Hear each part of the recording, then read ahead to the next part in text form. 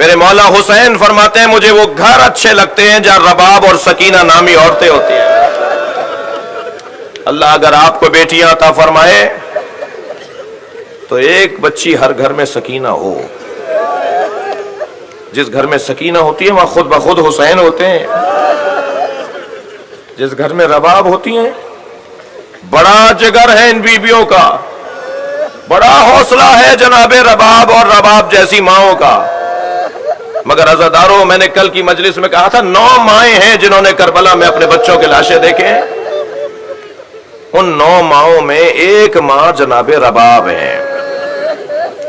جب کبھی کربلا میں حسین کی قربانی کو یاد کریں تو جناب رباب کو ضرور یاد کیا کریں۔ میرے ایک ہندوستان کے ملنے والے میرے دوست مولانا فرما رہے تھے کہ بنارس میں ان کے گھر سے، ان کے امام بارگاہ سے جلوس نکل کر کربلا جاتا ہے۔ روز عاشور تعزیے کا جلوس نکلا تو وہ اس رستے پر آگے چلے کہ جس رستے سے جلوس کو گزرنا تھا، تو کیا دیکھا کہ ایک بڑے چاراہے کے اوپر ہزاروں کی تعداد میں ہندو عورتیں کھڑی ہیں۔ کہنے لگے جب قریب گئے تو ایک اور بات محسوس ہوئی کہ ہر گود میں ایک دودھ پیتا بچہ ہے۔ اجرکم اللہ، اجرکم اللہ۔ مولانا فرمانے لگے جب ہم برابر سے گزرے تو ایک عورت نے آواز دے کر کہا بھائی مسلمان لگتے ہو؟ تو میں نے کہا ہاں مسلمان ہے۔ کہنے لگی بتاؤ بابا حسین کا جلوس کب آئے گا؟ تو مولانا نے کہا میں نے پوچھا کہ تمہیں بابا حسین کے جلوس کا انتظار کیوں ہے، سنیں گے؟ تو ان میں سے ایک عورت نے کہا تمہیں نہیں پتا آج حسین کا بچہ بھوکا مارا گیا تھا، ہم آج اپنے بچوں کو دودھ نہیں پلاتے جب تک تعزیے دفنا نہ دیا جائے۔ 1400 سال گزرنے کے بعد صاحبان احساس کے ہاں یہ جذبہ پایا جاتا ہے۔ مجھ سے ایک صاحب کہنے لگے مولانا اشرع علم ہے، بعض گھروں میں مچھلی نہیں تلی جاتی، کوئی شرعی مسئلہ ہے مچھلی نہ کھانا؟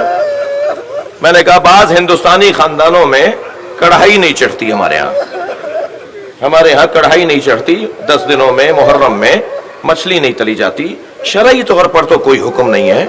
مگر مجھے لگتا یہ ہے کہ میرے کسی بزرگ نے جس نے یہ رسم ڈالی، جس نے یہ کام شروع کیا، اس نے امام حسین کا یہ جملہ سن لیا تھا اما ترونا کیف یتلذا، تم میرے بچے کو دیکھ نہیں رہے مچھلی کی طرح منہ کھولتا ہے۔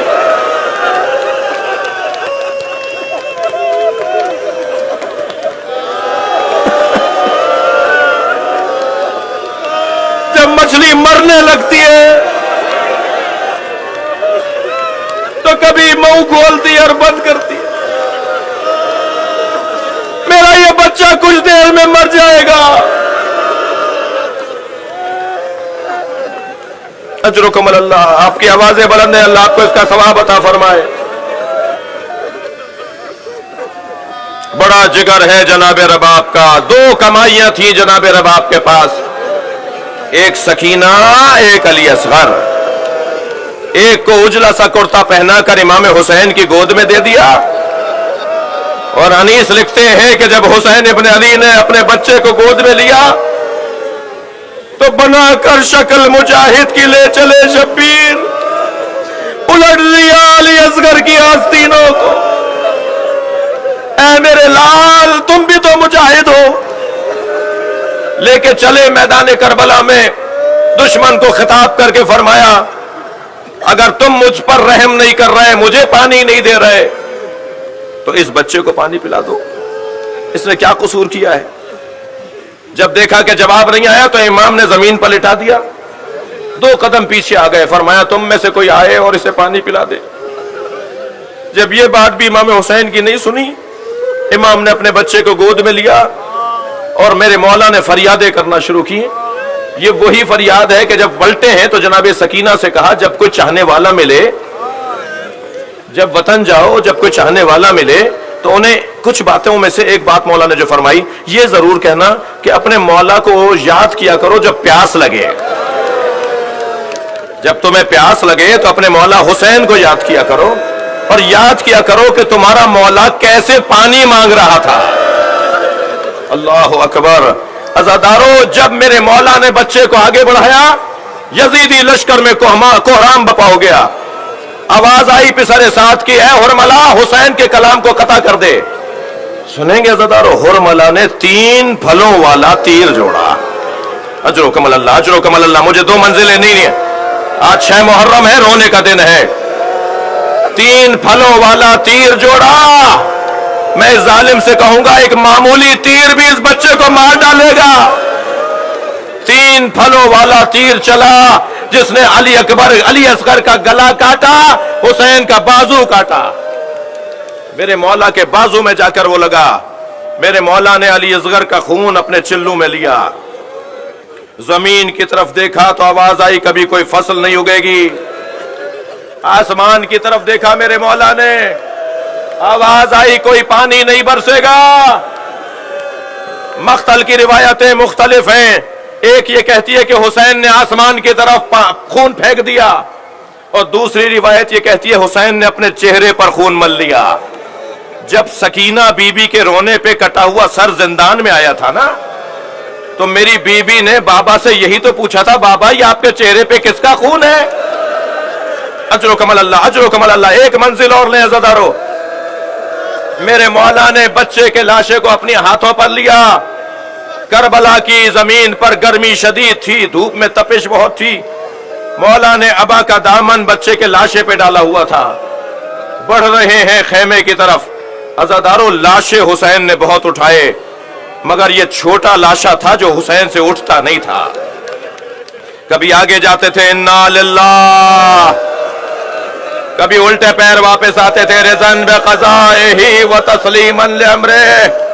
کبھی حسین آگے گئے، کبھی دائیں گئے، کبھی بائیں. ہاتف غیبی کی آواز آئی، یا حسین دا، چھوڑ دو اس بچے کو، جنت میں دودھ پلانے والی حور معین ہو گئی. میرے مولا خیمے کے در کے قریب آئے. خیمے کے آگے جاتے ہیں، پھر پیچھے آ جاتے ہیں. آگے جاتے ہیں یہ سوچ کر کے ماں کی گود میں دے دوں، پیچھے آ جاتے ہیں یہ سوچ کے کہ ماں دیکھ کر مر جائے گی. اسی کیفیت میں تھے کہ خیمے سے پردہ ہٹا. کیا دیکھا؟ سکینہ خیمے کے دروازے پہ کھڑی ہیں. تھکیں گے نہیں، تھکیں گے نہیں، مجھے 2 منزلیں اور لینی ہے. میری بی بی نے دیکھا بابا کی گود میں بھیا علی اصغر ہے، ہاتھ پیروں میں حرکت نہیں ہے.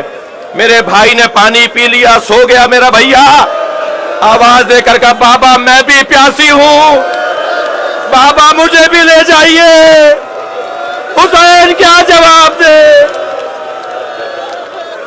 بچی کی آواز پر خیمے کا پردہ ہٹا.